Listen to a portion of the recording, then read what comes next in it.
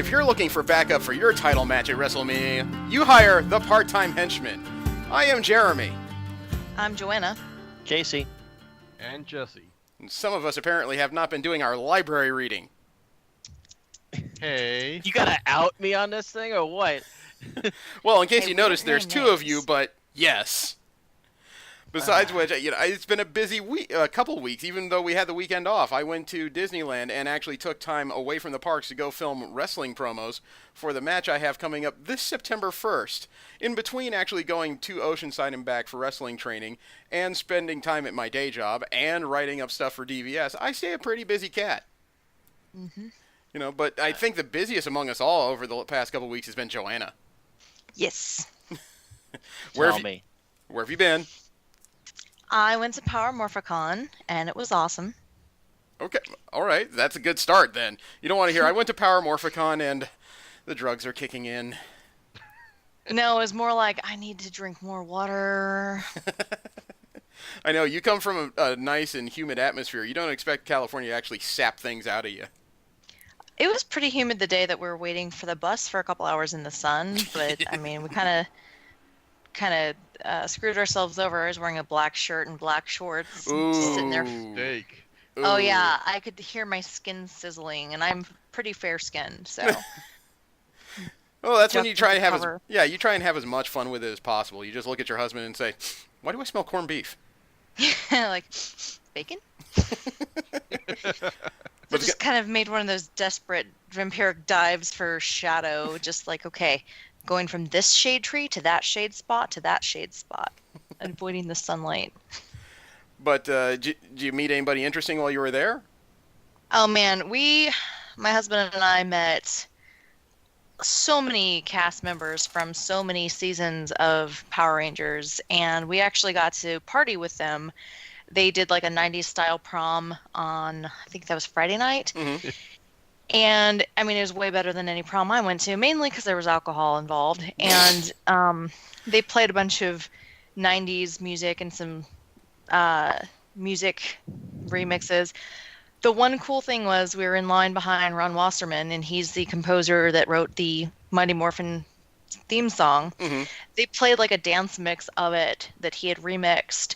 He's in line in front of us. He's jamming out, and we're all like singing along. My friend and I got it on video. Like, we get to sing the Power Ranger theme song with the creator of the song. How cool is that? Are there more lyrics than Go-Go Power Rangers to it? Yes. Okay, So look them up. Wow, you said that with just the right amount of venom to make me think my testicles are at risk. Okay. Casey, how are Anyway. you? Casey, how are you doing before she just ruins me?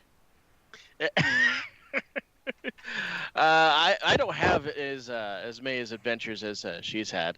I am catching up on my my DVS review now.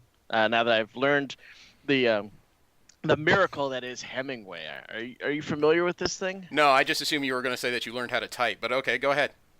No. Apparently, Hemingway is it's vaster than just a spell check. It actually looks at what you're doing in the sentence structure and your paragraph structure and says, hey, this is not readable. Hey, you could do better with this. Hey, you should replace this word with this and stuff like that. I'm like, oh my God. It made my so stuff it's better than a robot. almost, because it doesn't correct it. It suggests what you should do, but it doesn't give you the solution. So I'm So still it's like a writing. Teacher. Okay. Yeah, at school. Yeah. It's It a really- passive-aggressive school teacher. Like, oh, you should probably change that, Exactly. but I'm not going to tell you what to change or how to change it. Johnson. Exactly. And I felt Johnson. after a while that I was trying to appease my new cyborg master. my own. Yes, because I am I'm what's the word I'm looking for? It's a personality type. I seek Paranoid? approval. That's part of the personality. Wow! Basically, I now was seeking the approval of this website as I written, right, pass right. Dude. One of those. Okay. You write good? I call a mulligan. Yeah, okay. So Joanna went and hung out with Power Rangers. Casey was learning how to sext in AI. Jesse, how are you doing? Losing my mind with all my coworkers. Okay. No, not you guys. Oh. The ones that work at the gas station. You know, I could make a very tasteless joke about Florida right now, but I'll skip past that. So what's going on with you? Florida man. I got one guy who's pretty much on the verge of quitting, and he's not really doing all that good. I got one He's guy. gonna be Florida man. I got another guy who's going to school, and he's actually perfectly fine. And I got another guy who's actually being split. Oh god, I feel sorry for him because he has to work 3 different shifts during the whole week. Yeah.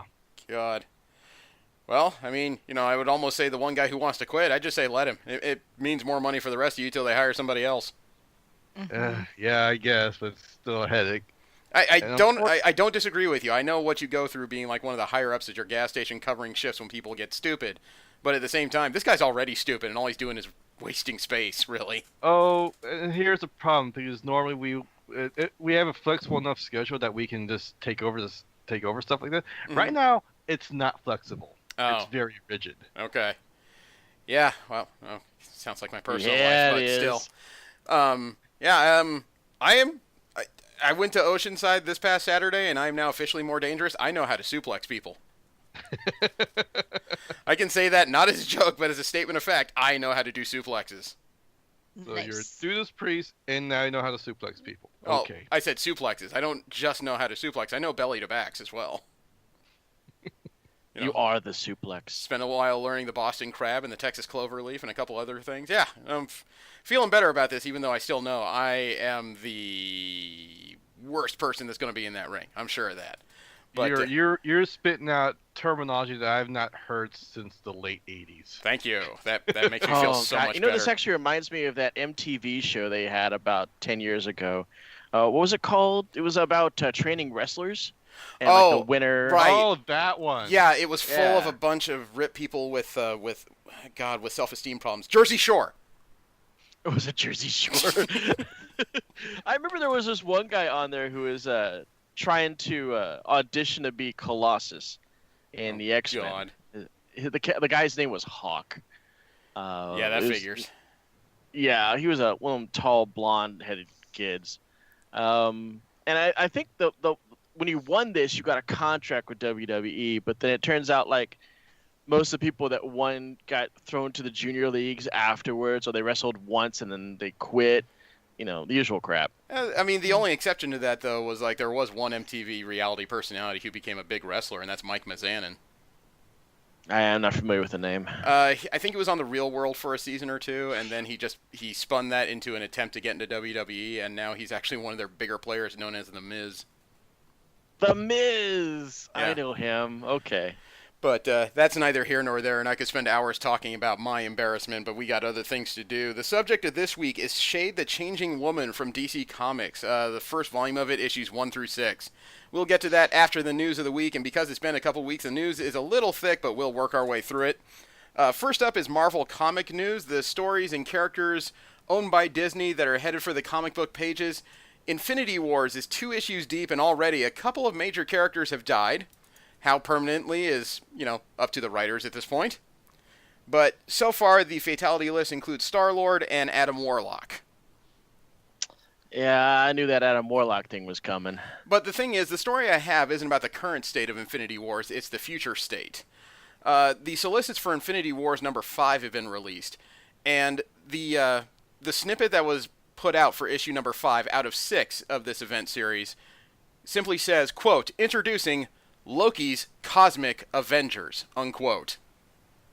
Okay. Isn't that just the Asgardians of the Galaxy? Nope. Things have got to be in serious dire trouble when Loki is the head of the cavalry. But Seriously. the image I've got here appears to be by Mike Deodato Jr. It is Loki sitting in a backwards chair, who is flanked by Miss Marvel, Kang the Conqueror, Emma Frost, Ant-Man, and the Immortal Hulk. A strange mix. That's a fascinating lineup. It is, That is and an interesting lineup.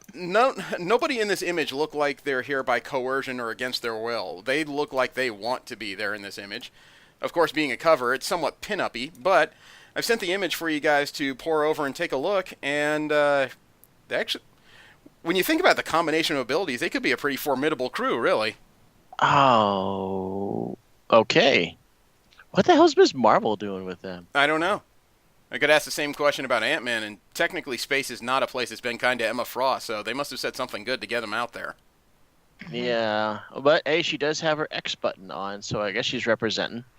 Possibly, but who knows? She still thinks she's representing everybody since the death of X. Yeah, but she's kind of gotten a bit more grounded after they reverted. Well, they temporarily reverted Havoc. I don't know how temporary it is, but basically it's both the personalities now. But Yeah, after they reverted him, she kind of came back as kind of a package deal. Well, she's still standoffish, though. She's not accepting much help, even from the X-Men at this point. Yeah, absolutely.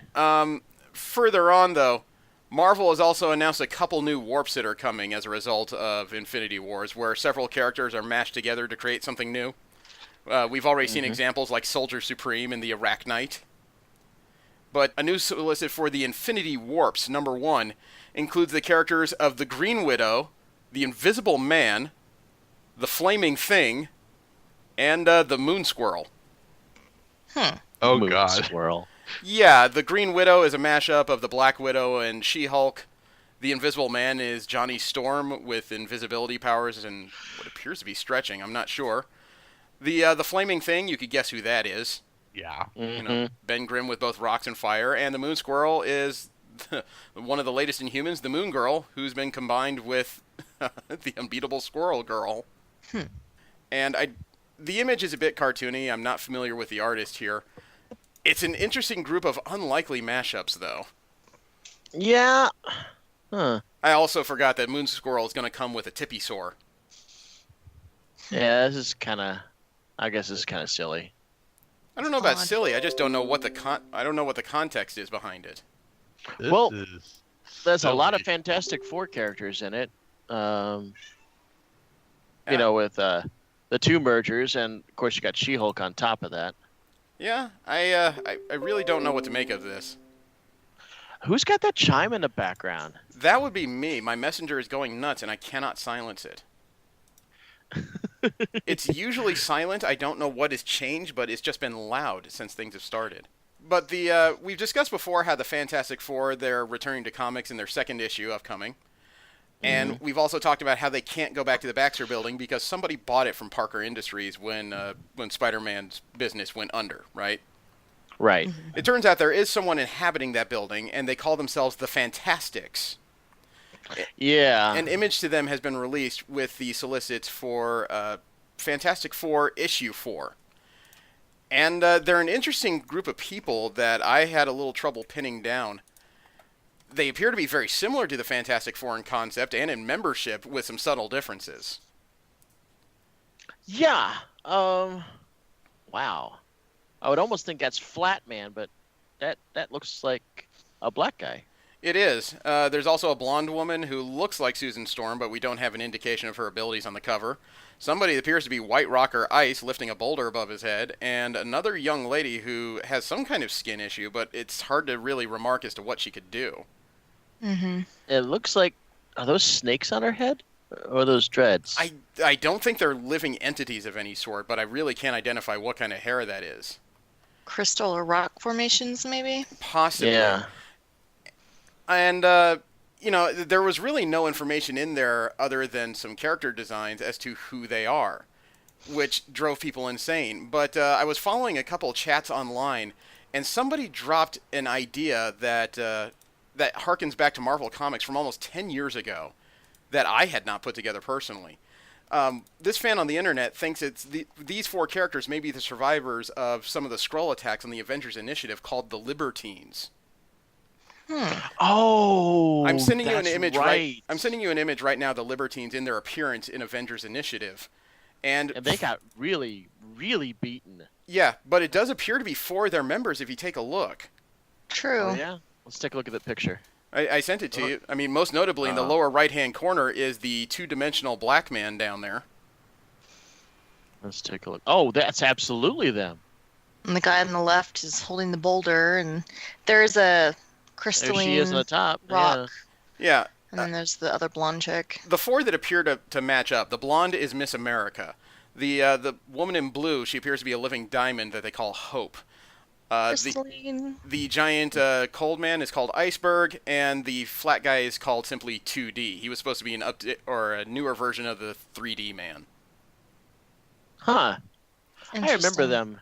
I do remember them getting their ass soundly handed to them. Yeah, there were 3 other members. I believe 2 of them were killed, and one of them, the revolutionary, the guy in the center, was a Skrull informant. Yeah. The Libertines were supposed to be an updated version of the Liberty Legion, who were superheroes from the 1950s. Yeah, I remember that. Back in the days of the All-Star Squadron and the Boy Commandos and such. Yep. Mm-hmm. And I guess you could thank Disney Studios because a group of villains is getting their own, I want to say, miniseries for the first time ever. Oh, I love villain books. What is it? Well, this may be an ongoing now that I think about it. The Black Order, Thanos' minions, are getting their own series. Oh, that's right. I had heard about that. They have enough nuance to them that would, I think, carry a title, but they got to have a new focus. They do. They're not working for Thanos. They're Who are they working. working for? They're working for the person that they were working against in the Avengers No Surrender event. They now work for the Games Master. Oh, that could be interesting. Wait. Oh, is it Games Master or Grandmaster? Grandmaster, thank you. Okay. Let me see. It will be Corvus Glaive, Proxima Midnight, Ebony Maw, Black Dwarf, and one of the Black Order who never made it into movies, Black Swan, now working for the Grandmaster, who has put them on a new mission, but they may discover someone even more ruthless in their way. Yeah, Black Swan was actually a member of the Avengers during that whole Illuminati storyline. She was not, actually. She was captured by the Avengers. Oh, I guess the fact that she was always working for them, I would assume that she was a member. Yeah, she was working for them reluctantly until one of the incursion events when alternative Earths were slamming together. She managed to escape, and then she was picked up by the Black Order and just ran with it. Oh, okay. She looks cool. The creative team behind this, the writer will be Derek Landy, and Philip Tan is doing the art. It goes on sale November 7th. Oh, I like Philip Tan's work. And He did that really pretty Amazing Spider-Man gatefold cover. Mhm. Did you get a peek at that one? The one that's got like the red and blue on the right and then the black Spider-Man on the left? I know I flipped past it, but I don't think I spent much time on it. It is real pretty. Well, Marvel Knights has been announced officially as a 6-issue miniseries. The Return of the Marvel Knights was revealed at Comic-Con International, but only recently have they detailed what the Return of the Marvel Knights is about. Oh yeah, hit me. Well, apparently the Knights are going to include the Punisher, Daredevil, the Hulk, it appears to be the Johnny Blaze Ghost Rider, and Novar, the former Captain Marvel and Marvel Boy. Oh, that's cool. And the Hulk's on 2 teams now? well, the Hulk can be wherever the hell he wants to be, frankly. But the thing Novar, go ahead. I was going to say that the apparent storyline of the Marvel Knights miniseries is that Matt Murdock doesn't remember who he is. Oh boy. Issue number 1, according to a story on CBR.com, centers around an amnesia-stricken Matt Murdock as he struggles to remember who he is, where he is, how he got there, and why he's wearing red tights under his clothes. Is he in How does New he know York they're or- red? Good question. I'm not entirely sure. Fine. These are the questions I have. I'm paraphrasing, but he's really not sure why he's wearing 2 layers of clothes. Oh, okay. Did he ever go back to New York, or is he still in California? He went back to New York after the Secret Wars. Okay. It was one of those things during that 9-month jump from the end of the Secret Wars to the current Marvel Universe thereafter. He moved back to New York. Okay. I was wondering if Marvel Knights was going to be in California or not. Yeah, the apparent solicitation to Marvel Knights 20th Anniversary number 1, not only does it have what appears to be Matt Murdock wandering the street in tattered clothes, but the funny thing is, if you take a look at the image, he is surrounded by a host of Marvel characters in plain clothes. Just looking at this, you can see characters like Tony Stark, Nick Fury, Cage, Jubilee, Wolverine, Jean Grey. Oh, yeah. A lot of Marvel characters are in this image. Neat. It's I wonder all- who that blonde woman there is. I assume that was Susan Richards. Yeah, I'll go with that. But- Hey, there's Novar right there on the phone. Oh, or it could be Speed. Nah, Speed doesn't have white. Oh, Speed. I was thinking Speedball. Yeah, okay. Yeah, big difference there. Yeah, And big difference. Storm. You know, Ice Storm. That's Black Panther way out there in the back. yeah. Next to Storm. Yeah, with Rogue and Right. Gambit just to the left of him. Gambit, yeah. I just Oh saw yeah, I'm just now seeing it. And I think that's Captain America far in the back. Yeah, that that looks has like to be. And that's probably Psylocke or Kate Bishop way in the back. I'm not absolutely certain. You could spend hours playing Guess the Character on this image. You really could. But something that just was announced this past week is that the Defenders are coming back. But before people who get excited say, so Luke Cage is finally getting another series, we're talking the original Defenders are getting a new group of one-shots. The original Defenders are only 4 people, and they're all males. The Hulk, the Silver Surfer, Namor the Submariner, and Doctor Strange. Yep. The subtitle of these group of one-shots is called The Best Defense. Some of the creators involved in this are Chip Zdarsky, Gary Dugan, Jason Latour, Simone DeMeo, Carlos Magno, Greg Smallwood, Al Ewing, and Joe Bennett. They're going to weave 5 independent stories that are going to culminate in another one-shot called The Defenders, The Best Defense. Interesting. And it sounds like it's just going to be a limited series. I gotta say though that the Defenders, as they are, the original Defenders, did not last long at all. Well, In their original incarnations. well, that's because the original Defenders was never really an official team of any sort. They were just kind of 4 people who got roped into a lot of stuff. Yeah, they're kind of famous for being a non-team, and even the legacy team that survived them, Nighthawk, Valkyrie, Gargoyle, Cloud, and all of them, they were still kind of a non-team. But that's the Defenders I remember, is those in the late 80s. If you keep your eyes out, though, according to Marvel, they've dropped clues that a revival of the original Defenders was in the works. In the 2018 solicitations for October, Avengers 9 and the Immortal Hulk 7 see the Earth's mightiest heroes clashing with a founding Defender, as they put it. Yeah, I bet you it's Silver Surfer. There's very few characters that would require that many heroes to take on, but that's neither here nor there. Marvel is also attempting to take on a modern issue in America that, when you consider what happened this past weekend, is even more poignant, really. Marvel has announced that in Champions 24, the book that involves a lot of their more popular teenage heroes, they're going to be dealing with one of their characters, Miles Morales, the Ultimate Spider-Man. Mm-hmm. He has to deal with a school shooting. Oh, crap. Yeah. And this comic is... That's... When you think about what happened in Florida, this is kind of poignant. This comic is already scheduled to be released September 12th. Mm-hmm. Yeah, what happened in Jacksonville wasn't a school shooting, but yeah, same thing. Clearly the same theme. Same kind of concept, if not event. Yeah, I hear what you're saying. That's going to be sobering. I will definitely check that out. Yeah, the writer of the series, Jim Zub, he was talking to Newsarama, and he said, quote, "Earlier this year, I started talking to Tom Brevoort about writing a Champions issue on the effect of gun violence in schools. Marvel has always strived to deliver the world outside our window, and this was way too big of a topic to ignore. Centered on Miles Morales, the story is about a tragedy and trauma that ripples outward from senseless violence, and the people that come together to support each other to build a better future, which is the heart of every champion story.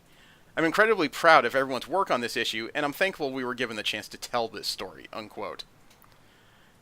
And Interesting. this is not the most daring Marvel has been when it came to current events. Way back in late 2001, they released a special black-only cover of Spider-Man.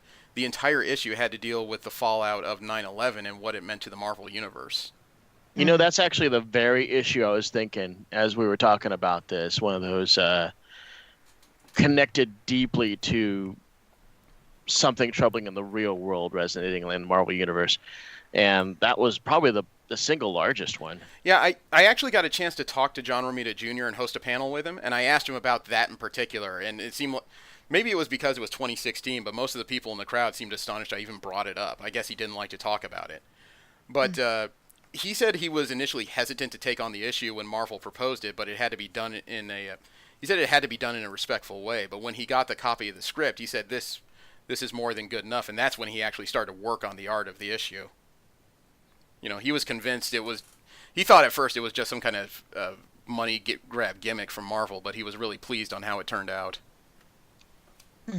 And he said... it was tastefully done. Yeah, he even said he locked up all the original art pages from that one. He has them put away, and he figures when he retires, he's going to sell them and benefits charity for him.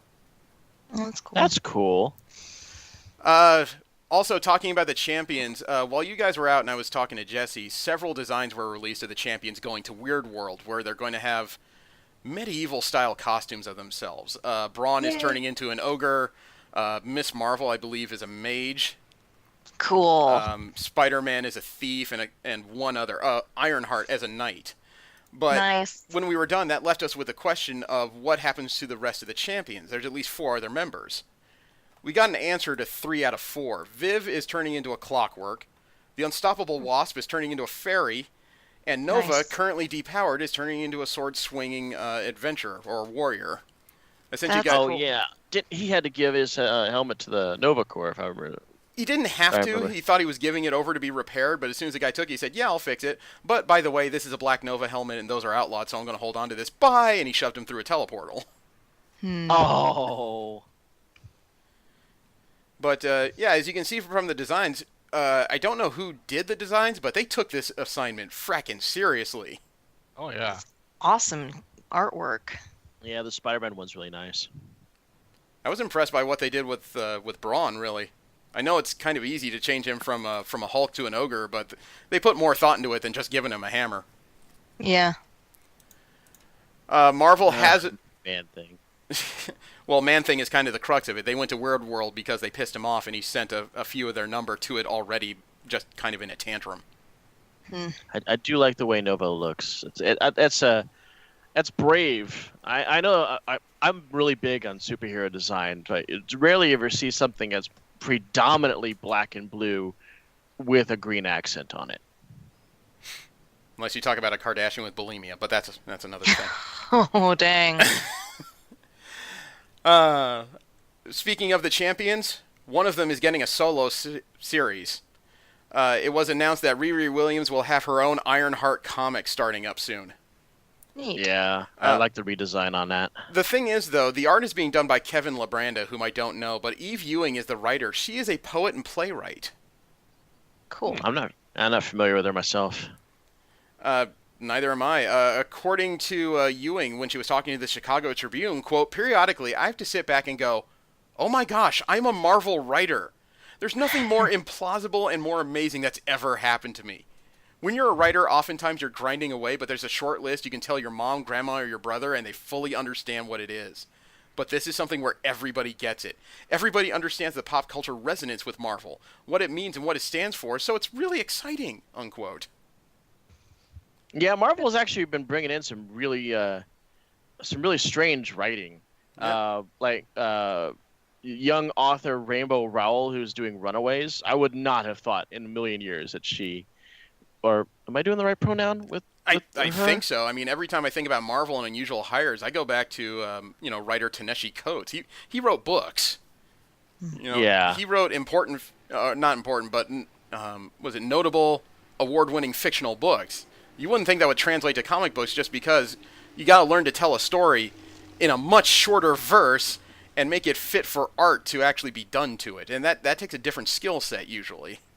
True. In addition to it, though, they did announce where Riri Williams will be based out of in this series, and considering the current state of America, Chicago is a pretty gutsy place to put it. I would see that as an easy placement. I think Marvel's been trying to populate the other cities with heroes, but by and far they keep retracting them. They stuck Agent Venom in Philly. They stuck Scarlet Spider in Houston. They stuck Real Venom in San Francisco? San Just like they Francisco did the for a little while. X-Men 10 years before. Oh, that's not a problem with the writing. That's a problem with the fans. The fans always resist change. Ah, Yep. There's not much you can do when the fans just say it's not the same if they're not in New York. Ooh, wah. Hand out tissues. Unfortunately, We've been saying that for years. unfortunately, it's harder to train fans though, because when they get upset, instead of just learning to try and like something new, they're more likely to buy something else. yeah, that's Roll up a silly. newspaper. You're not teaching Go them to ahead. piddle on it. You don't want them to pee on the comics, Joanna. Jeez. No, I was going to say you roll up a newspaper, bop them on the nose, and tell them to get over it. Yeah, unfortunately, they Yeah. mark their territory with something else. Well, You know, then you get the spray bottle out. I mean, as a hardcore fan, I've never really cared if they were in New York or anything like that. But I do welcome the idea of going to different towns. Man, when Scarlet Spider went to Houston, I thought that was the coolest shit ever. I'm okay with them branching out. Not all the heroes have to stay in New York. I think that's boring and overdone. I was Yep. intrigued when the X-Men made their own island out in the San Francisco Bay. Mm-hmm. Wolverine's new villain Persephone finally has images attached to her, and it doesn't appear to be an old or a known Marvel character. It does appear to be a brand new one. I've never seen anything like this. It appears to be an African woman or African American woman. The concept art includes cornrows. It was done by Mike Hawthorne, and he admitted that the inspiration for her style, which is all white clothes, was pretty much a development or a 70s style brought into the modern era. I like it. I'm not saying Although anything bad about it. I'm a- intrigued. I'm a fan of monochromatic costumes and also asymmetrical. So this kind of rings two of my bells right there. Yeah, I'm intrigued. I would Ding like to know dong. more about what her deal is, really. Mm-hmm. And she looks like a crime boss. She could look Could like a be. number of things. She's apparently partially responsible for Wolverine's resurrection and what's happening to him, but we still don't have any details to her as of yet. Maybe like a sorceress. Could be. Maybe she actually is one of the characters from mythology. Oh yeah, maybe. Ooh. Brings him That- back from the Al- underworld. Ooh. That was Yeah. one of my first things when I heard the name. Yeah, I mean, I didn't even put that together. I feel so ashamed. well, that's one of the few things that Marvel does really well, but it never plays heavily into their story. Is they found a way for all these various pantheons around the world in mythology to exist together without seriously overlapping somehow, and that's difficult. Well, I mean, if that's the truth, then my hat's off to Marvel for turning a Greek mythological character into a black woman. One of my favorites, by the way. The story Okay. of Persephone. Oh, all right. Well, a series of one-shots we've been talking about is Typhoid Fever, where Typhoid Mary apparently has done something to tick off several characters in the Marvel Universe. Specifically, Iron Fist, the X-Men, and Spider-Man.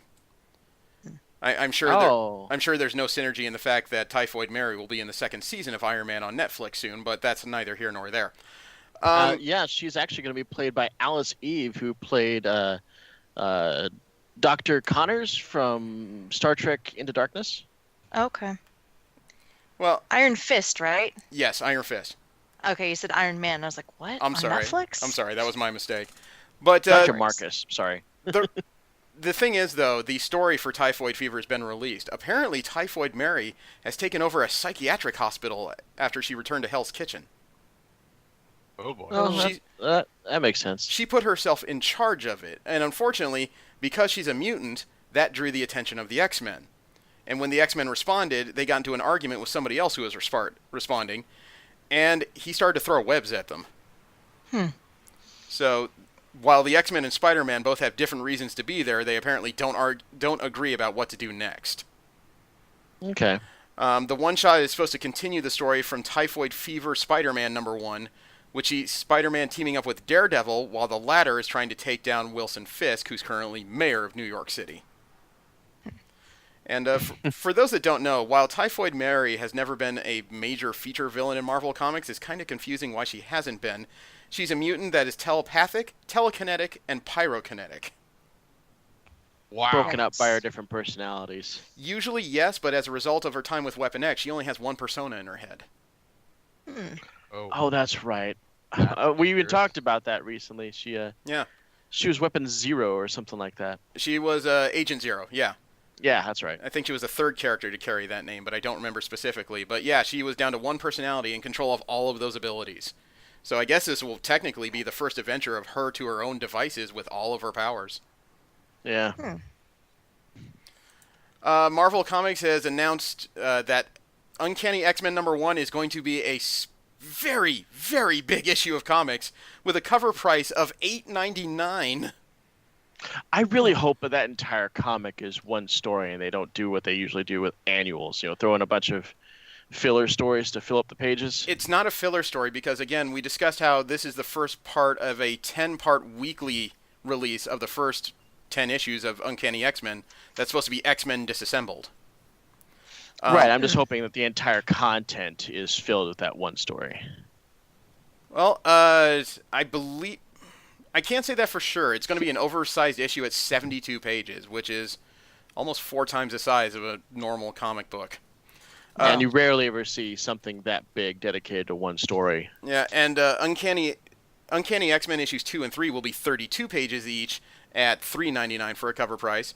According to one of the writers involved, Matthew Rosenberg, he said, quote, "We are making Uncanny as huge as we can. We're approaching it as if this might very well be the last X-Men story ever, so let's make it matter. We're doing all hands on deck, fate of the world stuff. It's big and scary," unquote. As a matter of fact, Rosenberg also added that there's supposed to be some kind of tragic event that brings all mutants together. He was talking to comicbook.com, and he said, quote, "I think the best X-Men stories need two things that often seem in opposition, but are entirely crucial. First, they need real danger. The X-Men go through more pain, hardships, and suffering than any other superheroes. That's their lot in life, and they've always come out the other side, but that should be tested every time. And the second thing a great X-Men story needs is creators who love the X-Men. It's easy to hurt and kill characters. It's easy to blow things up with no thought. When it matters, when the audience cares, is when there's real pain and heartbreak behind it. And the storytellers were as upset doing it as you are reading it. That's when an X-Men story works. And I'd put Kelly, Ed, and my love of X-Men against almost anyone in the world," unquote. Well, I hope they deliver. So do too. I. Have you seen the cover to Uncanny X-Men #1? I have. You talk about the one that has the final team on it? Well, the thing is, we don't know if that's the final team or if this is just something they've put together, because it does represent about 4 eras of X-Men in this one cover. Yeah. Ooh. And Let's take a look at that. I'm not sure if it's final. It almost seems like there's 1 or 2 things that could potentially be missing from this team if this was it. Yeah, they got bearded Nightcrawler. I guess they're sticking to that one. They are. They were, I think the artist on X-Men Red #1 apologized because he forgot the beard when he did the first issue. Yeah, so I guess for the people that are listening, the cover has got Iceman, Cannonball, Jubilee, Beast, Storm, Weapon, X-23, Jean Grey, Psylocke, Bishop, and Nightcrawler. Yes. Mm-hmm. That is an intriguing team, and it's good and wide, but it still feels like it's missing something. The funny thing I saw recently was the cover to Uncanny X-Men #2, which has the exact same poses all done by the same person. What?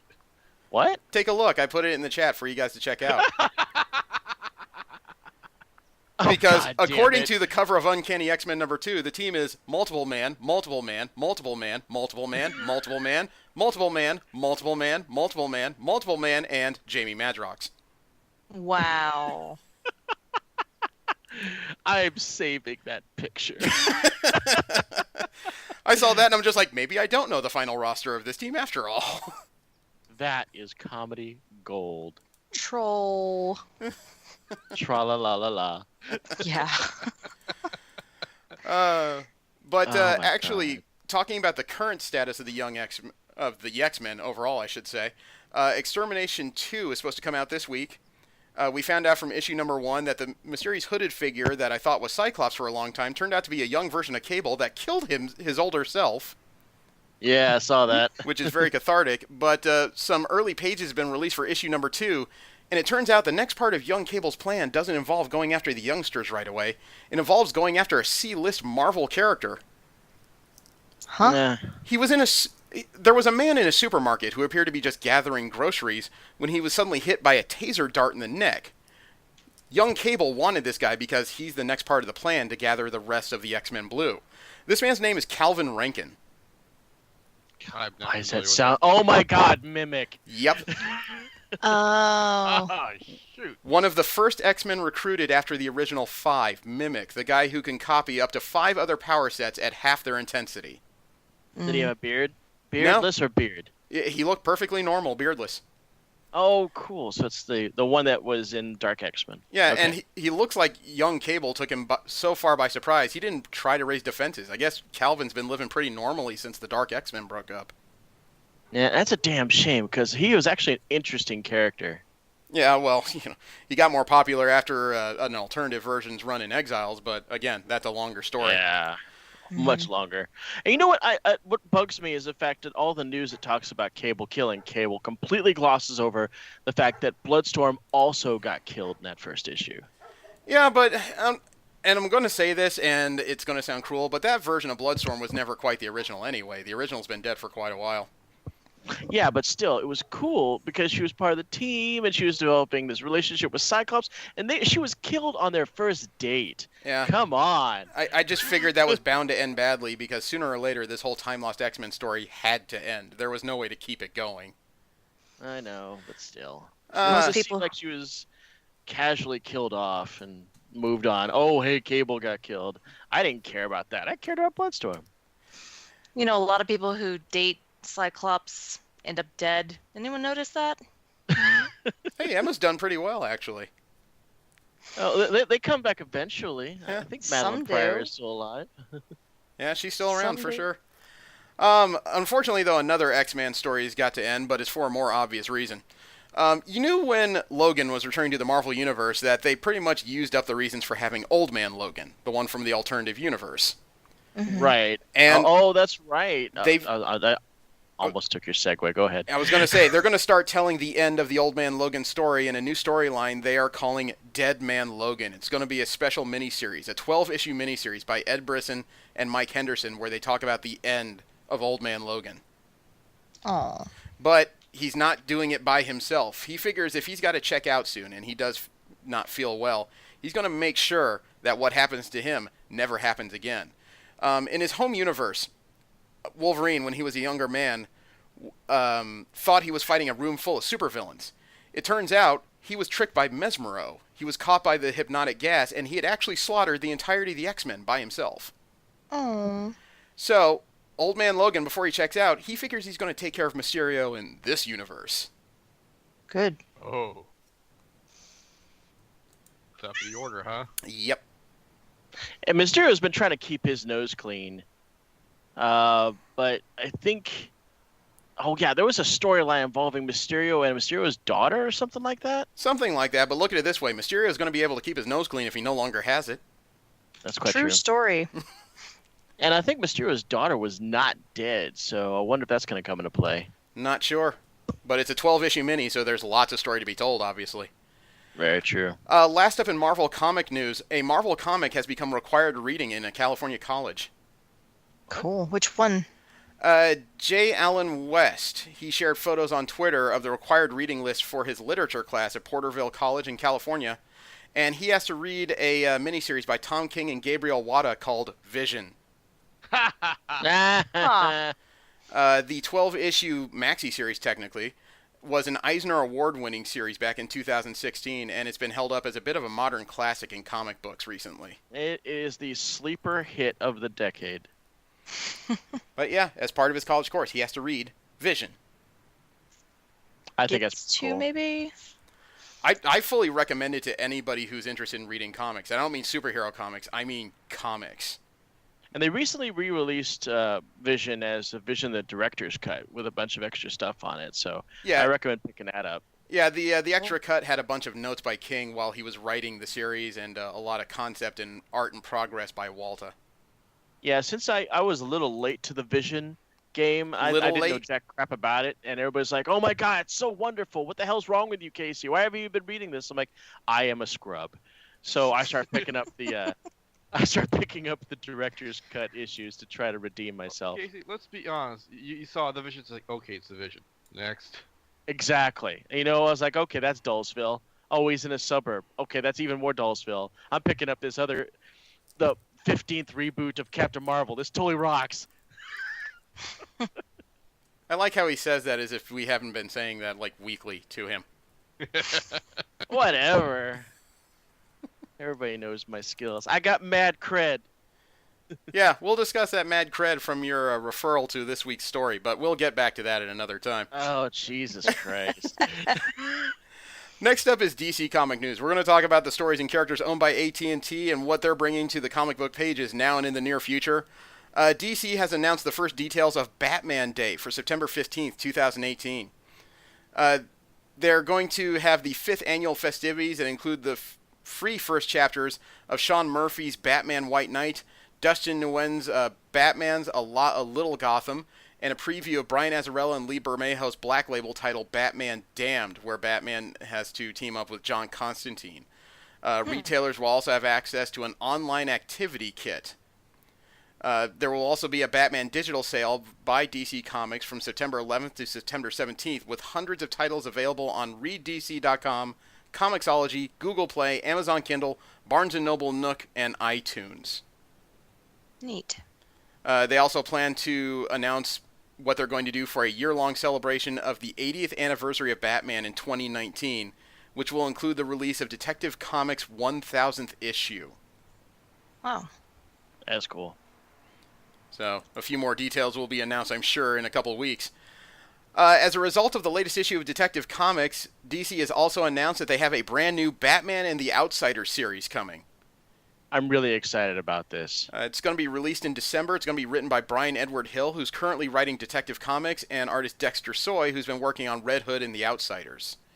And it's going to have Batman, Black Lightning, The Signal, Orphan, the original Cassandra Cain, the old Batgirl, and Katana in the Cool. cast.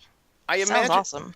already, though, you can sense some of the problems that are going to come when Batman has put Black Lightning in charge of this team, yet he's still heavily associated with this team. Because It's the same clash that they had way back in the day when they first started this in the 80s. yeah, When it was Batman and the Outsiders, and then it transitioned to just the Outsiders. yeah, I just don't see this going well because they're two very hard-headed individuals, and Batman, if nothing else, is a control freak. Yep. He is, but you know what? He plays well off of Black Lightning. I really like the way that they interact with each other, and I hope that they do a throwback to how they interacted way back in Batman and the Outsiders. I don't know, man. I mean, I don't think anybody can make that fro cool again. Dude, Black Lightning was rocking a nice fro with that cool white mask that kind of jutted out from it. Well, how about I call was you an White OG Bat? Black Lightning fan. I loved Black Lightning. Well, also, Batman has gone back to his tights as of issue 53 of his own series. Are we talking the drawers? Yeah, he went back to the Hush era costume that involved underwear on the outside of the costume. Oh, great. That was part of him moving away from his relationship with Catwoman, as well as acknowledging some of the recent mistakes we were talking about last week when he over-pursued Mr. Freeze. So, yeah. as of this week, he's officially back in the tights. So there is no more yellow outline bat symbol, no more glowing belt. It is a bit more stripped down than he's been recently. Well, I'm not really pleased with that because the new look was actually pretty sharp. So do I. I thought it was a great redesign. But I will say that at the end of issue 53 and the speech that Bruce Wayne laid out, the jury did find Mr. Freeze not guilty. Yeah. Hey, justice is justice. Yeah. Me- I'm sitting here still thinking about the Outsiders, and I just one more footnote to add that I'm really glad they're actually doing something with the Signal, for Christ's sake. Well, that's a personal opinion. I was just going to say Jesse needs to get you a Kleenex, I'm guessing. What? If you have to get that, man, you need to get out more often. Sean Murphy appears to have confirmed that he's working on Volume 2 of Batman White Knight. He sent out a recent tweet of an art image he was working on that appeared to be Jack Napier taking off a cowl. Huh. I don't have any explanation as to what the image is specifically or what's going on because it's black and white pencils. I just don't have much information for the time being. I have no insight to give on this. All right, I mean, if I can get Twitter to respond a little bit faster, I can show the image to you at the very least.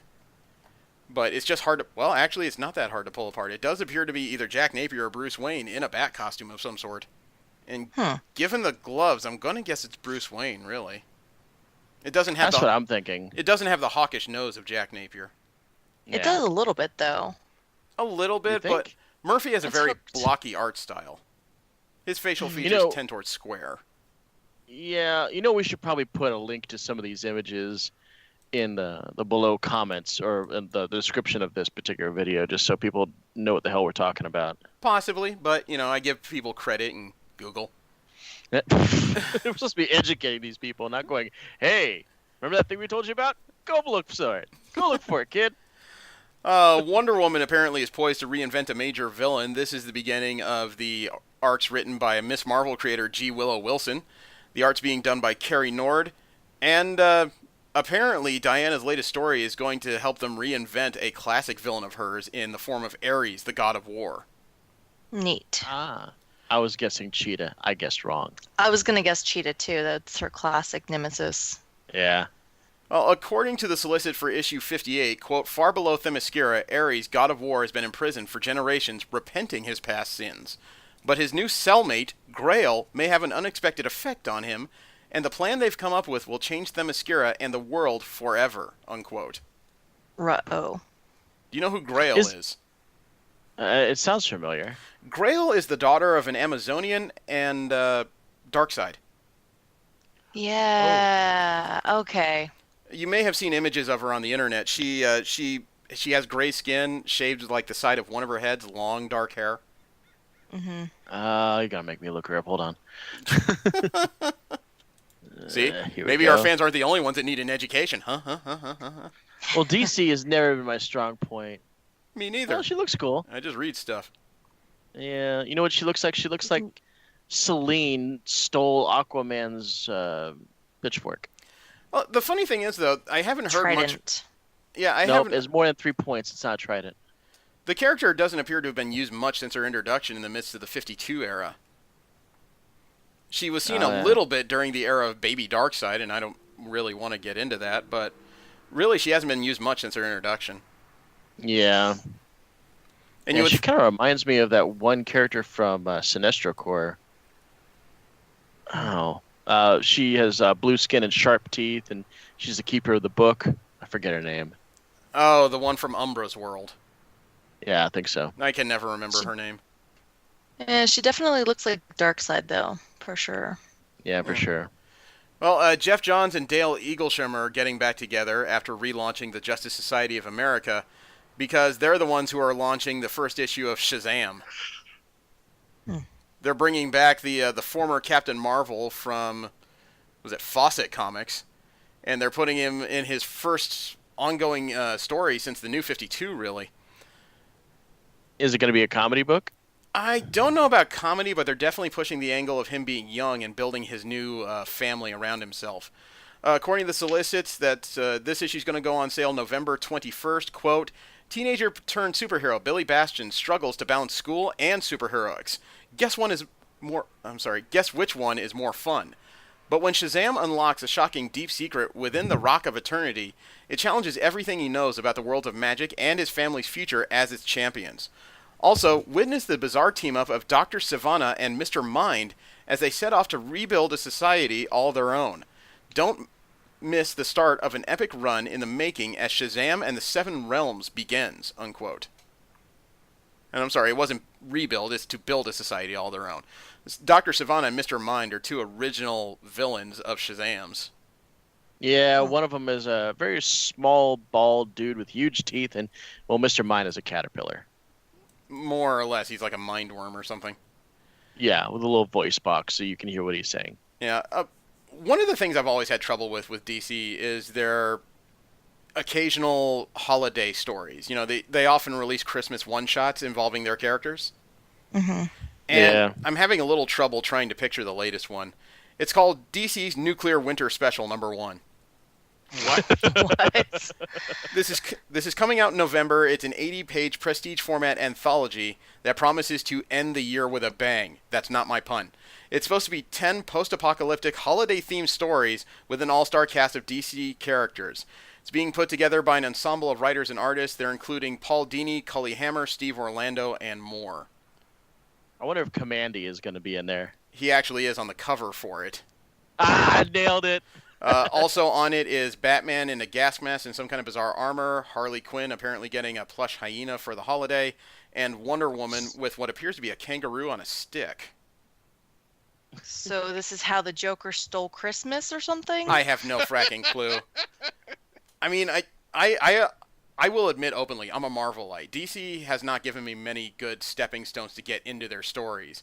But when they put out these holiday specials, they often pick these very bizarre themes, like this winter or nuclear winter special, that make it even harder to find a place to actually get into their characters. Yeah. Yeah. So I can't say. Why couldn't it just be something as normal as the Justice League trying to find presents or something weird like that?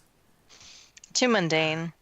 Yes. You know, every time I hear about Commandy, and I don't know why, maybe it's just because both characters are really unknowns, but remember in Marvel, a character called Killraven?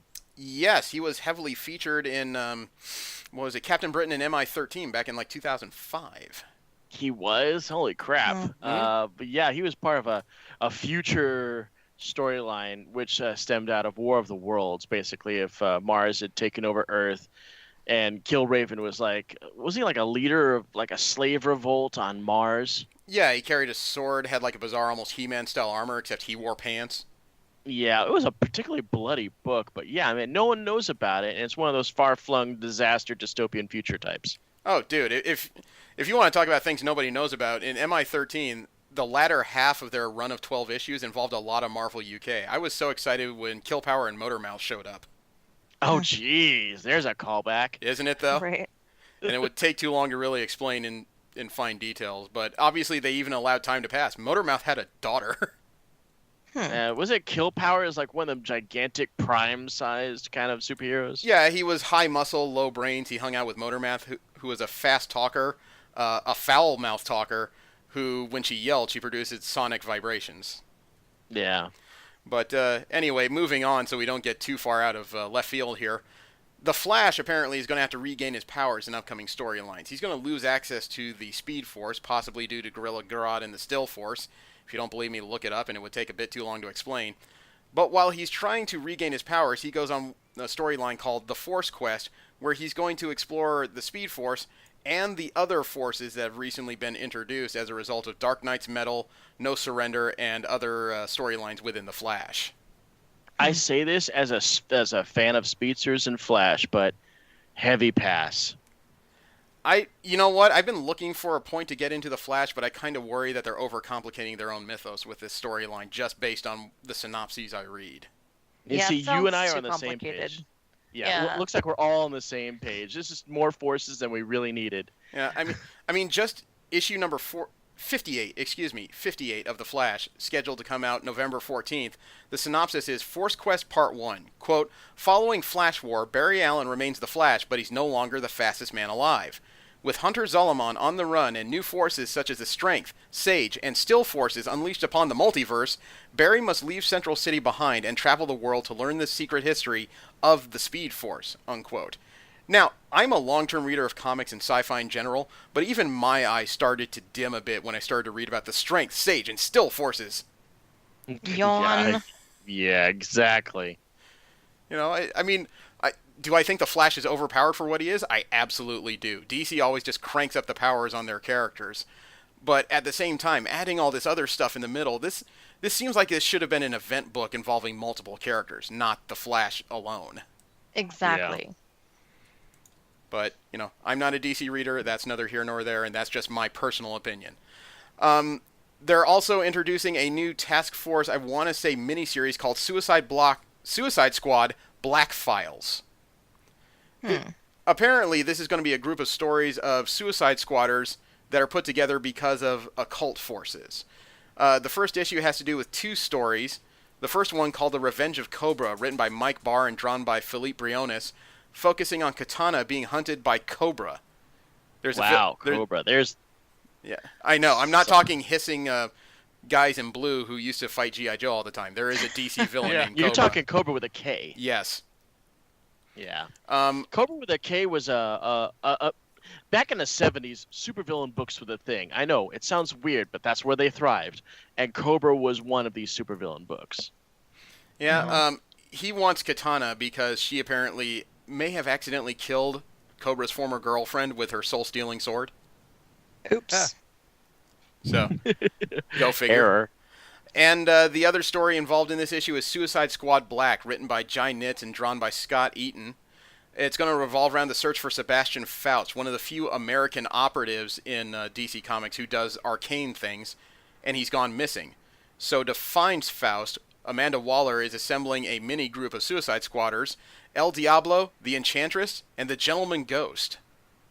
Oh, cool. I'll read it just for him. Meh. The Gentleman Ghost is more... I don't know. I get the concept, and I get what they're trying to do. He always strikes me as a Scooby-Doo villain. Yeah, exactly. Yeah, especially in the title. Yeah. His name. Yeah, he sounds like something that should be following around Mike Tyson as they solve mysteries. I have to say, the Gentleman Ghost is really just a ploy to showcase a floating hat and a floating monocle. It's kind of cool, but you know what? He is actually an interesting character, so I'm going to check it out. Okay, well, maybe he'll get back to the Haunted Mansion when he's done. And the last story in DC Comics has to do with an offshoot series that's kind of in its own pocket universe, the Wildstorm. This has been a 24-issue maxi series of being written by Warren Ellis, and he's announced that after issue 18, they're going to go on hiatus for an entire year. Really? Yeah, you would think that once they release issue 18, there's only 6 issues to go. Why don't they just finish it? Well, the end of issue 18 was a very long letter by Ellis that included details that said that he and the artist, John Davis Hunt, needed a little bit of space to breathe for the last run from issues 19 to 24. In addition, the Michael Cray miniseries and spin-off that they've done as a result of the Wildstorm is scheduled to end in October with issue 12. And in addition to all that, Ellis and Davis Hunt have also been tapped to start helming new Wildcats and Zealot series based on this new story. So they're both very busy individuals. I can see why they need a little bit of a creative break to come back a little while later. Besides which, Wildstorm, in my opinion, they're killing it with that stuff. I was a fan of the original Wildstorm universe, but this new version is incredible to read. Yeah, it was a surprise. Yeah. Sadly, I did not follow up on it like I promised I would. I have, man. I am just intrigued with how they've changed everything. Let alone, even Spark if never come back? yeah, he came back as John Hadrian, the latest version of him, Black. I was saying, was he the guy that quit the spy game? He was the assassin from the first few books? No, that was Michael Cray. That was Deathblood. Okay. Yeah, that's what I thought. No, I think Spartan appeared just after the first volume we read, the first 6 issues. He had actually been a deep cover spy within Skywatch for Emp and his crew, but they flipped the script a little bit. Apparently, Spartan is a lowborn person from where they come from. Okay. And so he's an alien instead of an android? yeah, the original Spartan was an alien in Wildstorm comics, but that's neither here nor there. But You're not allowed to use that phrase anymore. You've said it 4 times now. Well, that's neither here nor there. Oh, you dog! The latest version of Spartan, he's a bit of a hedonist. He likes to enjoy the finer things in life because, according to his cast, he's not supposed to get these things from where he comes from. The other thing they've changed, though, is he's no longer a cherubim. He's a Daemonite. Oh, wow. Yeah. Weird. They have flipped the script on I him. swore he was an android in the first iteration. He had the mind of the original Spartan, Hadrian, in an android body. Ah, okay. Last up is general comic and convention news. This is where we talk about comic books that are not Marvel or DC related, as well as conventions happening all around the world. I have to start, unfortunately, with the creator death. At 91 years of age, Russ Heath passed away in Long Beach, California.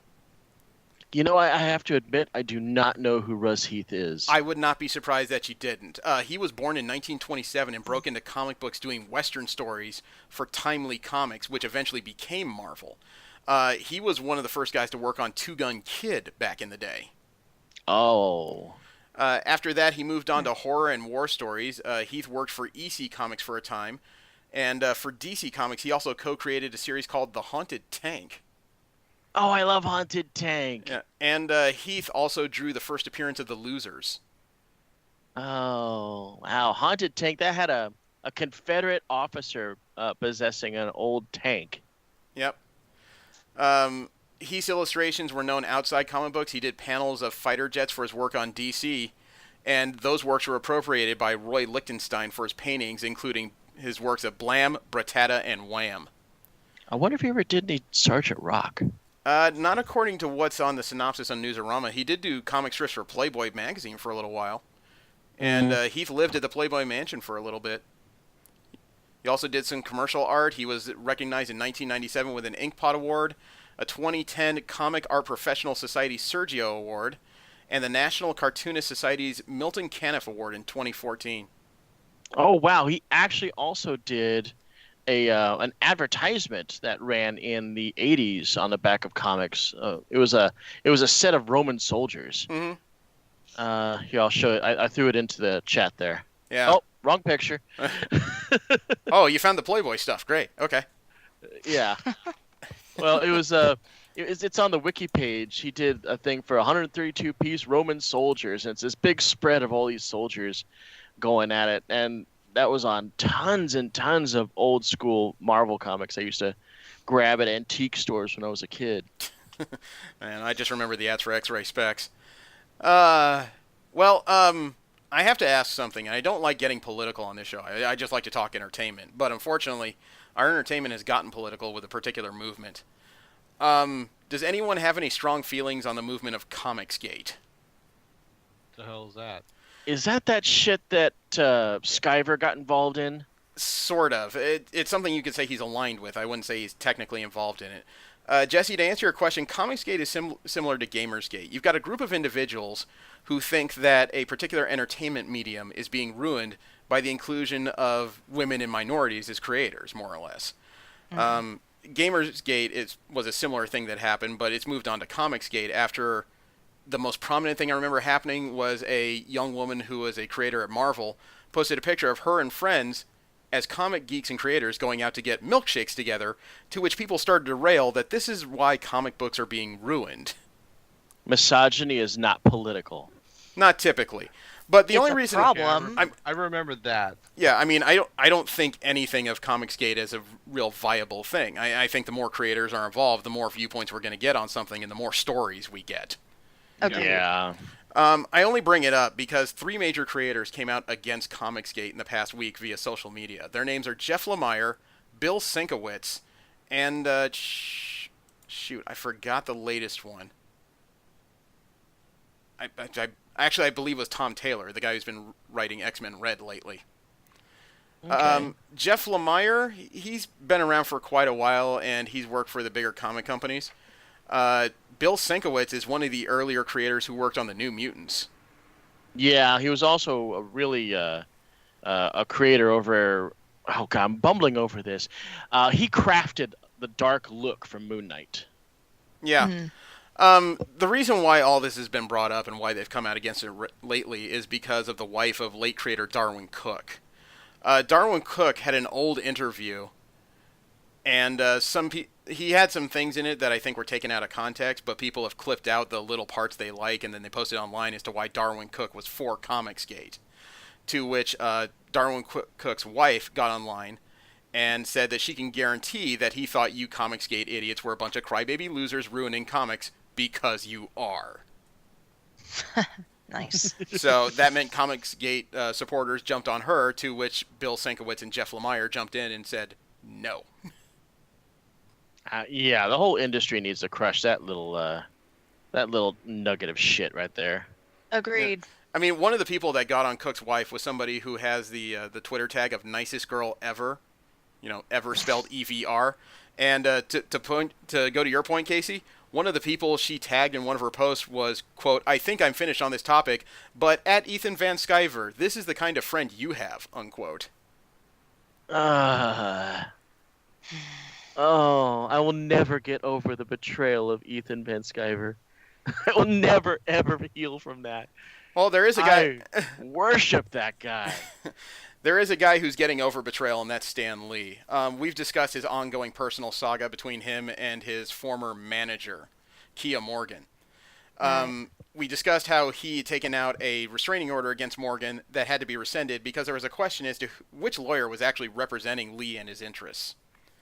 Well, yeah, I think we were. Yeah, go ahead. I was going to say, apparently that's been settled because a new restraining order has been put against Kia Morgan by Stan Lee and his organization.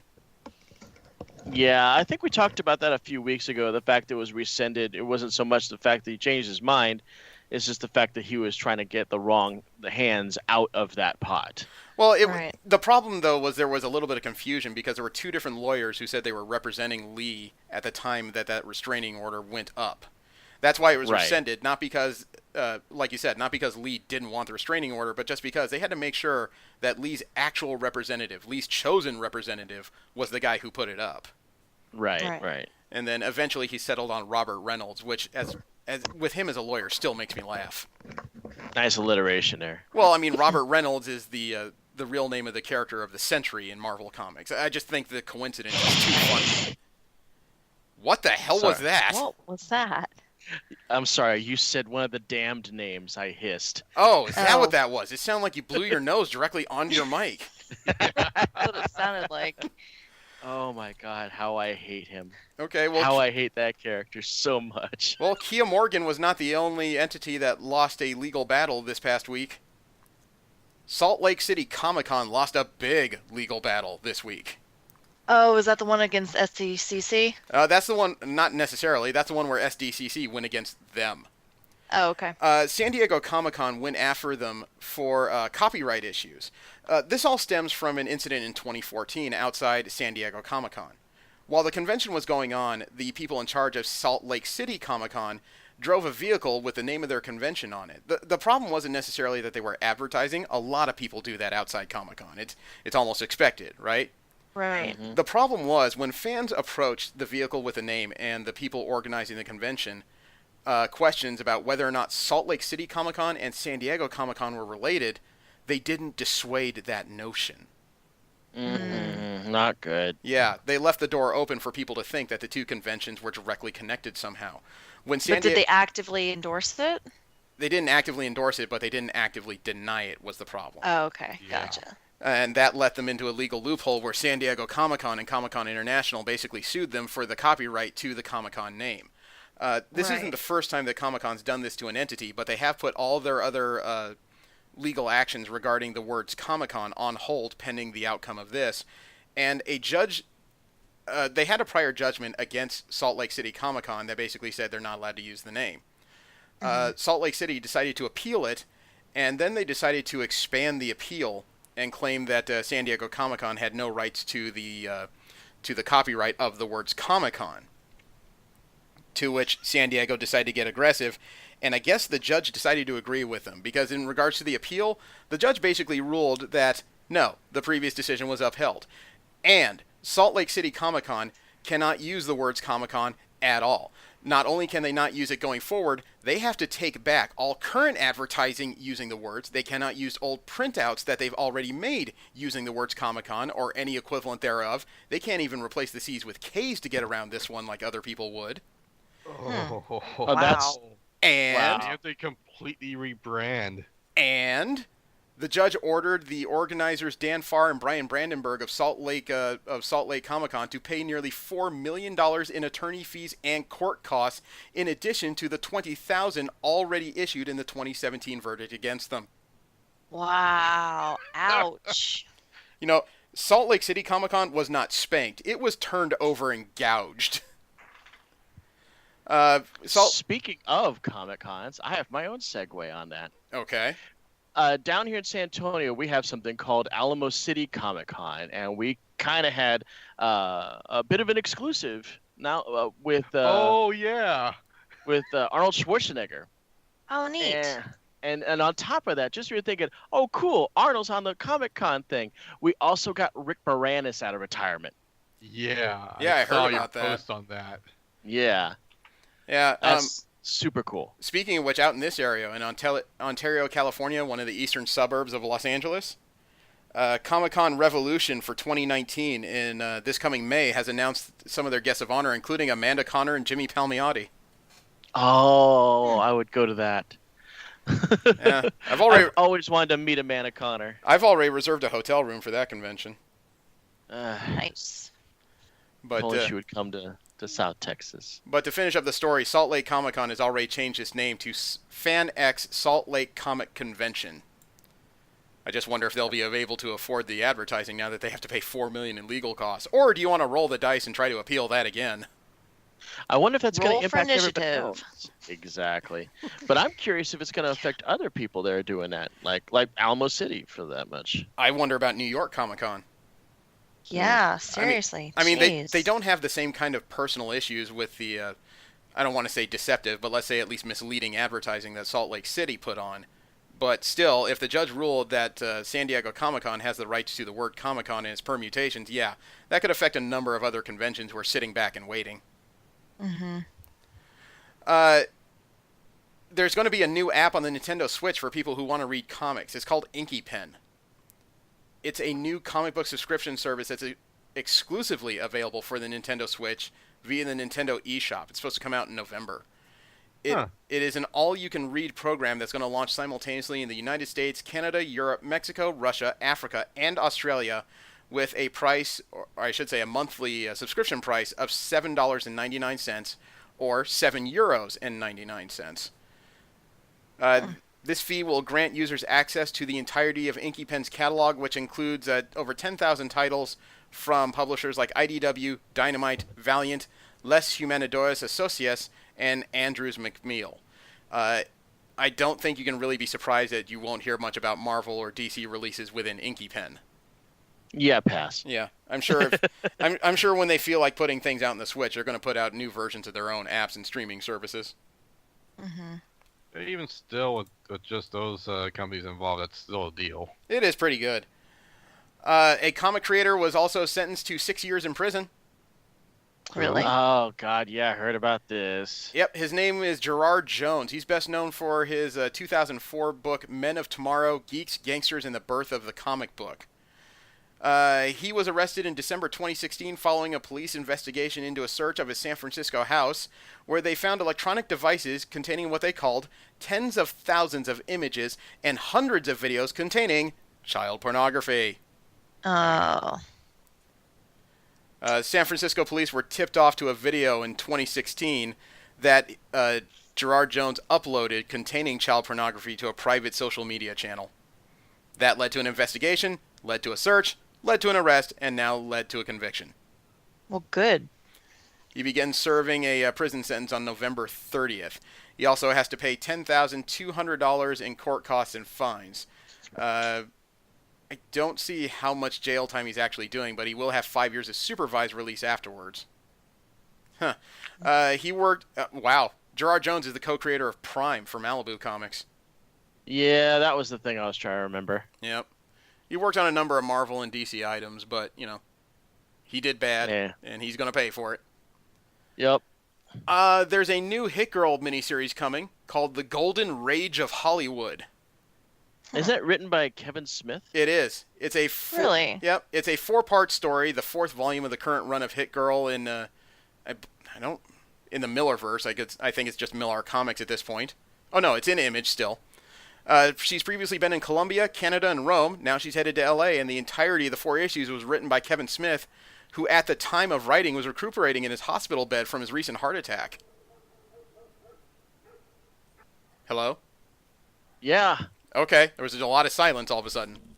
I guess all of us had nothing to say about the poor guy. Okay. No. According to a recent statement by Smith at comicbook.com, he said, quote, "First off, despite what Mark Millar said, my Hit Girl arc is not about Hollywood predators. It's about the making of a Hit Girl movie. There are no jokes about the Me Too movement, obviously, or even references to real-world horror stories." Unquote. Well, it should be interesting to see how he puts that together. Smith is not... he's not adverse to making waves when he makes comics. I mean, he did kill Karen Page. Well, he's not afraid to make comics his own. I've always kind of appreciated that. Yeah, So it's like he made the onomatopoeia villain for Green Arrow, and I always thought that was really cool. Yeah, but he often gets derided by a lot of comic book purists for making Batman pee his pants in a storyline. He did? He did, but it wasn't one of those cases where he was too scared. He was close to a grenade explosion, and the reverberations caused his bladder to spasm, and he accidentally peed his tights. Whoops. Casey and Joanna may have to brace a little bit. The Dark Horse stories of Buffy the Vampire Slayer are coming to an end. No. Yes, I'm afraid so. No. Joss Whedon actually brought this up in a casual interview that they had lost the line, and when they said, okay, well, we got season 12 is going on here, we got a full season to close this out properly, and they were informed by Disney, or 20th Century Fox, the one that controls it, you've got 4 issues. So Buffy season 12 will consist of only 4 issues, which ends next month. Yeah, basically Fox said, we need to end this now. Where are we? We have 12 issues to go. Well, which issues are printed? 1 through 4. Then you stop with 4. Yeah. Wow. There was no official reason given for Fox pulling the license, but the suspicion is because of the impending sale, they don't want too many legal loopholes. And for Buffy the Vampire Slayer, which could eventually become a Disney property, to have a Dark Horse Comics would be a problem. Yeah, well, not so much a problem. It would just be a transition, much like they did with Star Wars. But one of the main reasons that Fox won the license back is because they're doing another spin-off in the Buffy universe. Well, Yeah, the new Buffy title that they're making, the new TV series, is not a reboot, but it's actually a continuation in the same universe. Yay. well, I was yay as well. I'm all about that. I'm Well, still pissed me off we too. didn't get Faith. well, Buffy is Right? not... Buffy is not the only story that's ending in the upcoming months. In November, it's been announced that the comic books of Xena Warrior Princess, Barbarella, Deja Thoris, and Robots vs. Princesses are all ending. I'm sad about the Xena one, but I am collecting all of them, so I'll have them always. You know, I think Firefly is also ending. well, Yeah, I think Firefly so. is a Dark Horse Comics. The 4 I mentioned were all Dynamite Entertainment books. No, actually, Firefly used to be. I think it's on Boom Entertainment now. Actually, I think there's a new Firefly series coming. I remember seeing something about that this morning, but I haven't had a chance to go through today's news yet. Yeah, I bet you it's on Boom. Yeah. Well, the last couple stories I have are Boom Comics stories. They're both Power Rangers stories, technically. Woohoo! First off, I have a cover for an upcoming issue of the Mighty Morphin Power Ranger series, which will show the entirety of the new team unmorphed. It's all the new characters without their special costumes. Apparently, they're lost on a planet, and their Ranger powers are declining while they're on this planet. They're in some kind of hostile new environment. This is more Joe's realm. Well, don't whine about it. But here is the image. Yeah, according to solicits, yes, their powers are diminishing while they're in this scenario. These are the 6 characters of the Ranger Slayer, the alternate dimension Kimberly, Heckle, the Dark Ranger, Tanya, the Yellow Zeo Ranger, Andros, the Red in Space Ranger, In space. I met him. Cam from Ninja Storm, the Green Ranger, and Mike Corbett, the Magna Defender. Neat. So New cover. yeah, so this is the new team going forward after Shattered Grid, but there's something else going on after Shattered Grid that really got my attention, and I had to go back for it. There's 2 current series of Power Rangers comics by Boom Studios. There's Mighty Morphin Power Rangers and Go-Go Power Rangers. Yes. Go-Go started out as a book about a prior generation of Rangers, I believe from the 1960s, but it will continue on telling the story of the original 5 or 6 and their ongoing adventures after Shattered Grid. And for those that aren't familiar, you have the Red Ranger, Trini, the Yellow Ranger, Jason, the Pink Ranger, Zach, the Blue Ranger, Kimberly, and the Black Ranger, Billy. And no, I did not go autistic or suddenly have a stroke. They are apparently swapping colors and Zords. Yeah, I forward. found that really interesting. I That didn't is actually The interesting. color swap. I didn't get the Okay. full list as to what's being changed, but in the story on CBR.com, they did mention Jason, the Yellow Ranger, and the pilot of the Yellow Pterodactyl. Oh, Wow, they really, They really really mixed shook it things up. up. Yeah, Yeah. They put them all in a blender and just pulled them out randomly. yeah. So Unfortunately, who's got the saber-tooth tiger? yeah, I don't know. Unfortunately, I don't have a full color image or list of changes yet. I can tell you that with the color swaps, they are adopting the weapons of their new colors. You know, Jason is now carrying the yellow twin daggers, and Trini, Power daggers. yeah, Trini has the red sword. As a matter of fact, Trini is the new team leader, and according to the solicits, the reason why she was put in the lead is because in most of the history of Power Rangers, be it comic books or television, just about everybody has an idea as to how they would have done it better when they questioned Jason's leadership. The only one who didn't exhibit this character trait over the history of all the storytelling was Trini, so they figure that there's a bunch of stories to be told about what would happen if technically the most beta character of the original 5 finds herself in the lead. Heck yeah, I'm excited about that. So this is what's going to happen, and I'm not a Power Rangers fan, but this kind of swap, you got my attention. Me too. The subject of this week is DC Comics' Shade the Changing Woman, issues 1 through 6. This is probably one of the most offbeat stories I've ever read, involving what I surmise to be an alien with reality warping powers that appear to be called the Madness, and her adventures of trying to fit in on Earth. The writer is Cecil Castellucci. The artist is Marley Zarcone. The colors are by Kelly Fitzpatrick, and the letters are by Saida Temafonte. And beyond what I just said, I have read the full 6 issues here, and I'm still not quite sure what the fuck I just read. Me either. Yeah, I partially blame myself for this whole thing. Well, I don't mind getting experimentative, and I've read things I've liked, and I've read thing I haven't liked. Yeah, I mean, that's what the whole thing was. I wanted to experiment with something that, I was nowhere in my comfort zone. I had no knowledge of it, so I'm going in completely blind. But it turns out that this is a sequel to a previous series that none of us have read either. Well, Nope. there are certain disadvantages that go with that. Absolutely agree with that. But the problem is that Shade the Changing Woman, for a new #1, gives you no synopsis in the first couple pages as to what's come before. Gives you no real hardcore exposition throughout these 6 issues to lead you to understand what's going on now. It has a bunch of flashbacks and flash forwards and flash sideways that, until the 5th issue, I wasn't even sure happened in the same time frame. Yeah, I mean, if any book needed at least 4 pages of exposition, this was it. But, I mean, they threw you absolutely right into the deep end, expecting you to know what the hell was going on. Dude, I would have been happy with the occasional arrow that just pointed at something and said, important. I mean, I didn't know who the villain of this book was. Yeah. I didn't know what the hell she kept talking about avian form until bird people showed up. That didn't occur to me that was actually her for quite a while. Yeah, exactly. It took me a long time to figure that out. And then, God, the dialogue on this?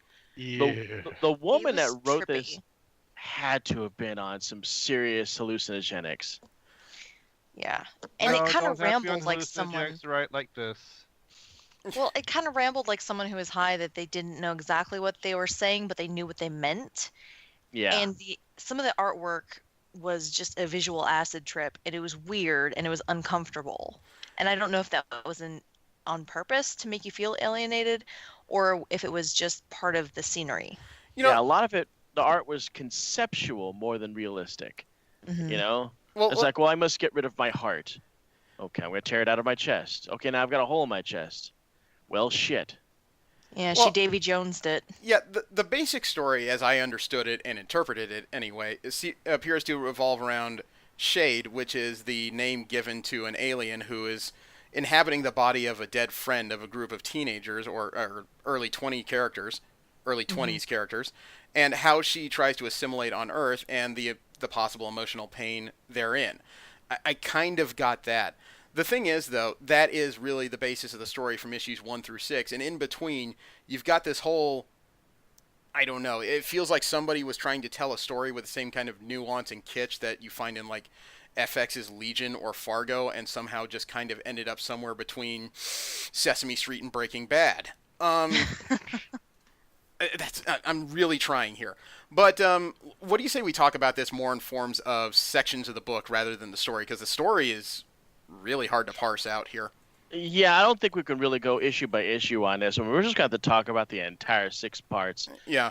in concept form. And from what I understand, Megan, I think Megan was the human being that was friends with all of the human characters, and she somehow got possessed by Shade, and then Shade disappeared for years, alienating Teacup and River. Yeah, If man, I'm getting the names right. it seems like all the humans in this story, their parents were hippies. They had the weirdest names. Yeah, They really did. And Teacup apparently is not too cool with having gone through all the modes of grief in dealing with Shade / Megan's death. So when she comes back, she's like, you don't get to do this to me. I'm super mad at you. And apparently she's also super mad at River, who's gone off to college and to learn about astrobiology, the study of aliens, and which of course clashes with the fact that Shade is back and is in fact an alien. Mhm. Mm-hmm. Now I understand that Shade is arguing with his or her previous form, which is what that other being is. That other being is what Shade used to look like. So it's I couldn't figure that part out.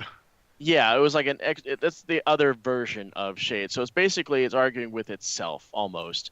All these different things going on are part of its whole. Yeah. Okay, because that was weird. You mean the other figure in the Technicolor dream coat? Yeah, it was the original Shade, the changing man.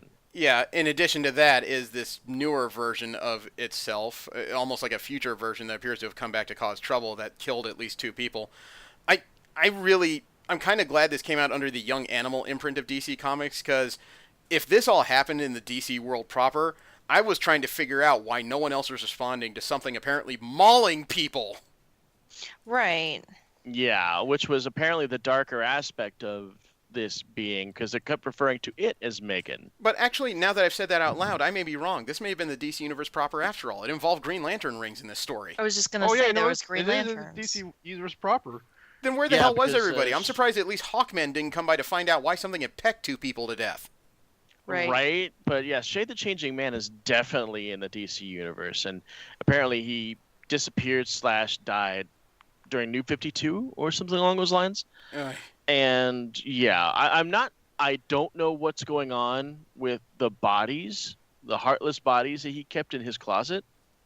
Those are apparently part of it. those apparently were the remnants of other friends, like people it had met, and it was just keeping their hearts in jars and their bodies because that was the only way to keep them, since human beings are not eternal like Shade apparently is. Okay, well that makes a lot more sense then. Probably a metaphor also for skeletons in the closet.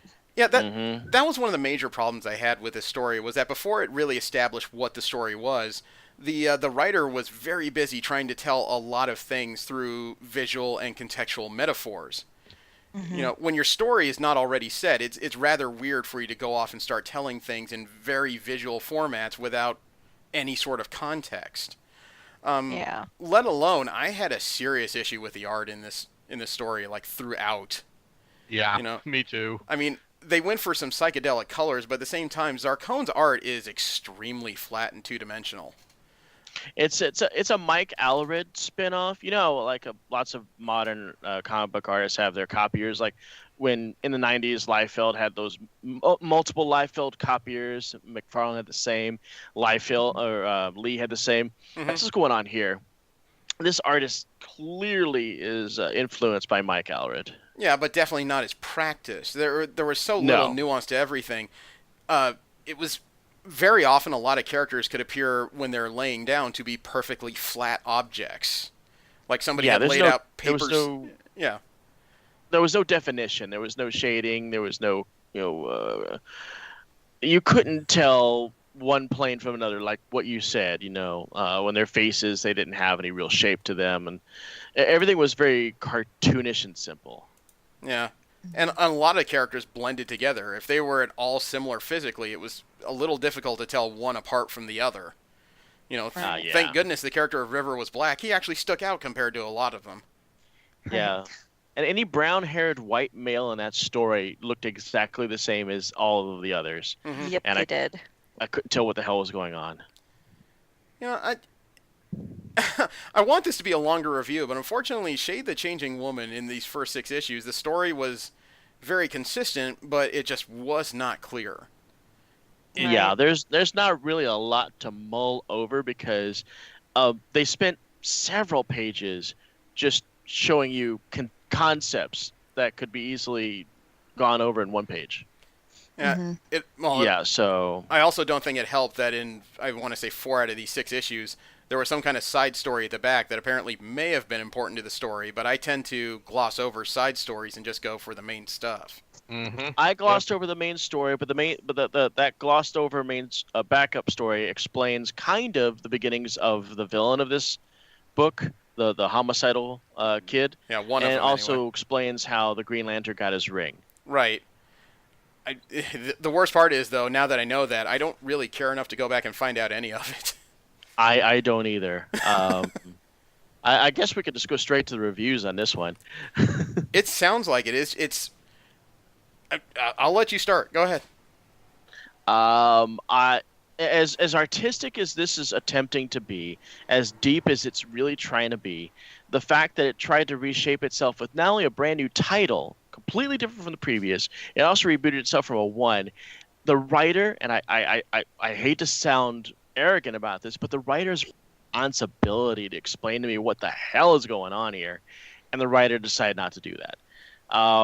Then in this book suffered heavily because of that choice. I think the art suits it for the psychedelic Ditko Mike Allred feel that they were going for here. Definitely a 60s Doctor Strange kind of vibe. And that's great and all, but damn, was this a harsh read. I'm going to give it a 4. Okay, Joanna, you're up. Okay, so I wasn't sure what was going on until probably the 4th issue out of 6. So, given even the context clues, the psychedelic nature of the art was just alienating. The fact that they were kind of rambling and jumping back and forth, you were as confused as the character was. Is this now or is it then? She kept saying that. It just kind of alienated the reader. I could appreciate the repetition of the dot with the circle inside of it to represent the madness, and kind of like the taint on the world was this madness. And I don't know if it was just me, but I did catch a few scenes where it was like a tea party scene, and it reminded me of Alice in Wonderland, where the Mad Hatter says, we're all mad here. It was maybe a nod to that, but then it vanishes. There's no purpose of that scene other than to maybe make you think that it's nonsensical whimsy. Saying that, I didn't particularly enjoy it. Okay. I'd probably give it a 2. Ooh. Jesse. Yeah. Jesse, what you got? Well, I didn't have I didn't have the confusion of what timeline. I kind of assumed it was all taking place at once. And I'm not a big fan of writing. It kind of reminds me of some teenager trying to write, trying really hard to sound important. Something I used to do back when I was a teenager. Okay. But there was actually one point in the story that actually kind of touched me. I got connected to it. It was only for a brief moment, but it definitely reminds me of how depressed I am. Okay. But overall, the art style I wrote off the art style almost immediately, considering how flat it was. So that was just a knee-jerk reaction, and it warmed up a little bit, but not enough to save anything.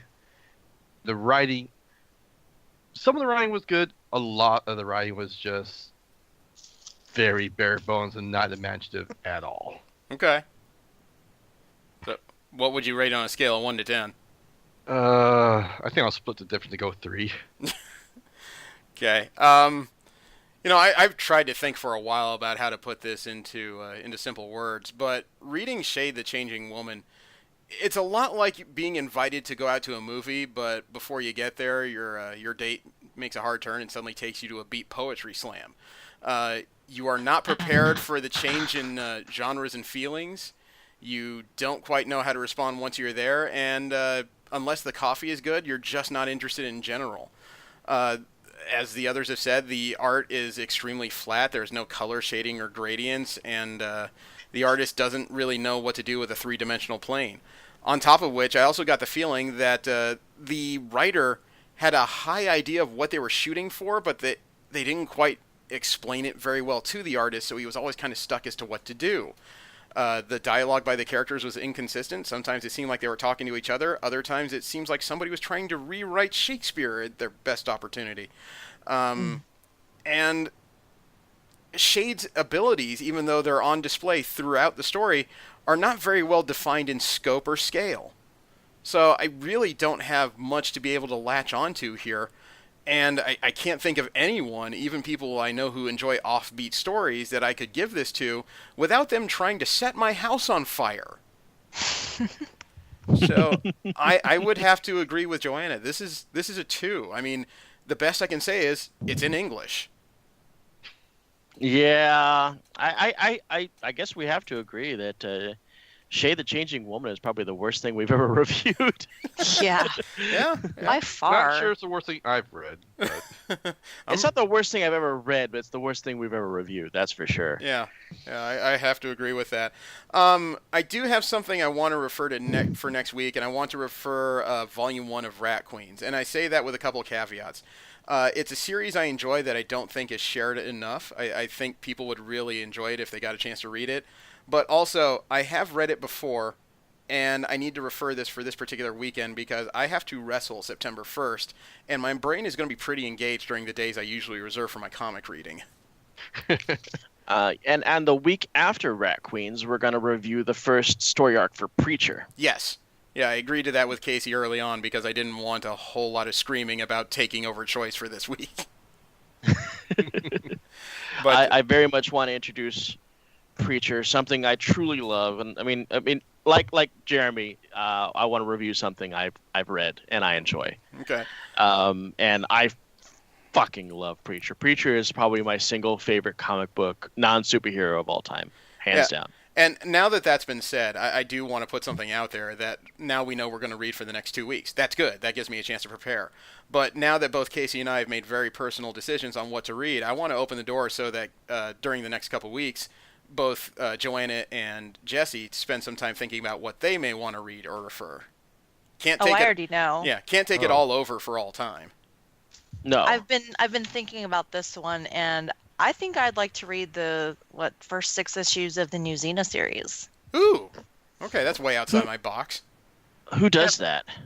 Hold on, I have them here. I haven't read them yet. Haven't Is it had Dark time. Horse? No, Xena's Dynamite. Dynamite? Yeah, It is Dynamite. That's remember right. we just talked about them ending the Xena series at issue 12 in the next few months. They used to, Dark Horse used to do it. They did an older series back like 90s. Well, how Early about we do Xena right after Preacher, and that leaves Jesse. What do you got for us? Since we're obviously making this decision right now. Well, I know Jesse. I doubt he's really spent so much time on this because, and I mean this in the best possible way, Jesse is one of those people that lets other people drive generally. yeah. Really? So, yeah. you jest. So this will give Jesse a chance to think about what he likes and what he wants to read or has read and bring it up later. Okay. All right. So, next week it'll be the first volume of Rat Queens. Thank you very much for tuning in. I apologize for the break, but Joanna had a place to be, and I have been turning people into knots for the last few weekends, so I've kind of been busy. So, thank you very much. Despite the holiday, we will be on next Monday. Have a great holiday. Everybody stay safe out there, and to the people in Jacksonville, Florida, and the players in the Madden tournament, it's not just about thoughts and prayers, man. We got to figure out how to end all this. Thank you very much. Have a great one. I am Jeremy. I'm Joanna. I'm Casey. And Jesse. Take care, everybody.